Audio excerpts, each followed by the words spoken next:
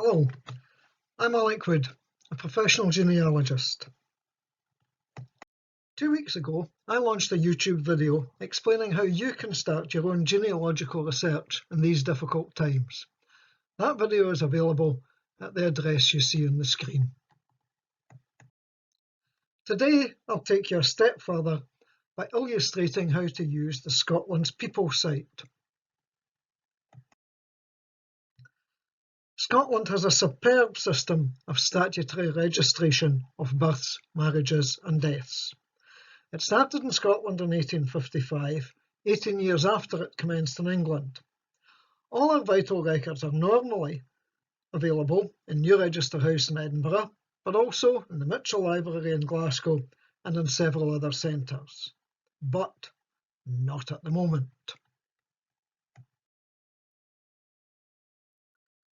These records are, however, available online on the ScotlandsPeople site. Go to the site and register. Let me mention here, ScotlandsPeople is a pay-per-view site. It costs approximately £1 for each document you open.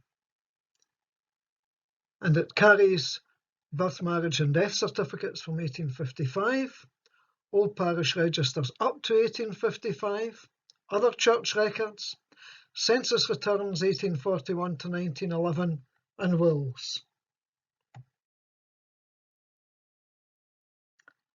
Firstly, however, a warning. You can only access birth records which are at least 100 years old, marriage records which are at least 75 years old, and death records which are at least 50 years old. When New Register House is open, you can view all birth, marriage and death records in New Register House and transcribe the more modern ones, but print those which you can view presently online. You may recall, if you watched the previous video, that I drew up a basic family tree, the starting point for any genealogist. Write down what you know, and here's what I wrote down to illustrate myself, my parents and my grandparents. What I've done here is, I've marked all of the events which are within the availability parameters. That is to say, births before 1920, marriages before 1945, and deaths before 1975. I've marked these in red, and all of these should be traceable online. We'll start with the birth in Brechin of my mother, Margaret Fowler, in June 1916. Open the ScotlandsPeople site and click Advanced People Search. The screen will look like this. Click Statutory Registers and then click Births. The screen will now look like this. You can see that I've entered the known details for Margaret Fowler. Be careful here. Beside the name boxes are search options. Open these and click Name Variants. That means that if you search for Margaret Fowler, spelt F-O-W-L-E-R, and there was another Margaret Fowler spelt F-O-U-L-E-R, both of them would come up.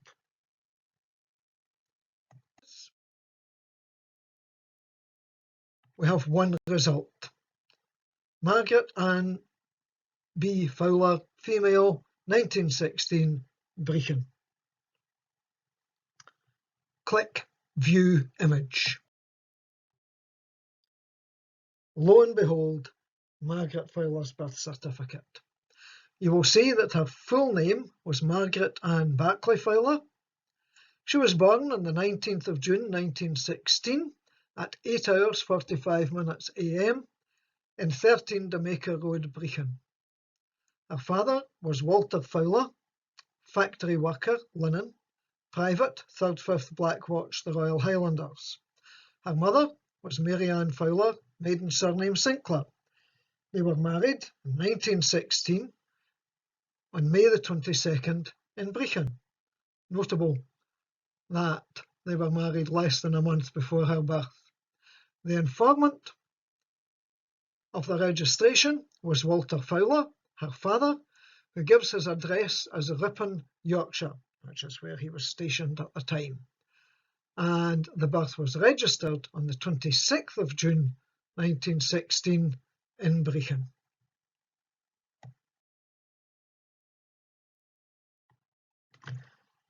You should now explore the Scotland's People site yourself. Find a few certificates in which you're interested. Use the same method as I've used to find a marriage and a death certificate from the names in your draft family tree. Remember, however, enter only what you know. If, for example, you think an event may have occurred in 1916 but aren't certain, put in as the date parameters 1914 to 1918. If you think someone had a middle name but aren't certain, omit the middle name and always use the name variant option. Let's now turn to one other hugely useful tool on Scotland's People, census returns. There has been a detailed, individualised census in the UK every 10 years since 1841, except for 1941. These returns, from 1841 to 1911, which are online, tell us who were residing in a household on census night in each of these years. The 1841 census is the least useful because it carries little more than names and approximate ages. However, all the census returns from 1851 onwards carry a considerable more detail on all individuals. You should identify an individual on your tree for whom you can also identify a likely place of residence around one of these dates. I've chosen Mary Ann Sinclair, the mother of Margaret Fowler, whose birth certificate you recently saw. I'm going to look for Mary Ann Sinclair, given that she was born in 1885, in the 1891 census. Again, open the Scotland's People site and click Advanced People Search. Then click Census Returns, and then click 1891. Complete the details for the person for whom you're searching. In this case, Sinclair, Mary Ann, female, aged 4 to 7, in Angus, in Brechin.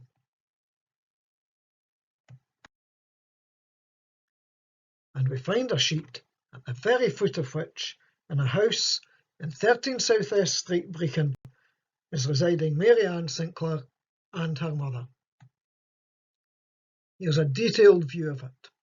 There are two residents, Annie Anderson, head of the household, unmarried, aged 35, a linen weaver, employed, and born in Kincardineshire, plus Mary Ann Sinclair, daughter, aged 5, a scholar, born in Forfarshire, Brechin. All of which indicates that Mary Ann Sinclair was illegitimate. I hope that these two brief examples of finding a birth certificate and finding a census return will act as a good introduction to you to Scotland's People, and will have given you the confidence to explore it yourself and to continue your genealogical journey. Please have a look at my Facebook pages. If you'd like me to carry out some research for you, have a look at my website, which outlines my charges and what I can do. If you have any queries or questions, don't hesitate to contact me. In the meantime, take care and keep safe.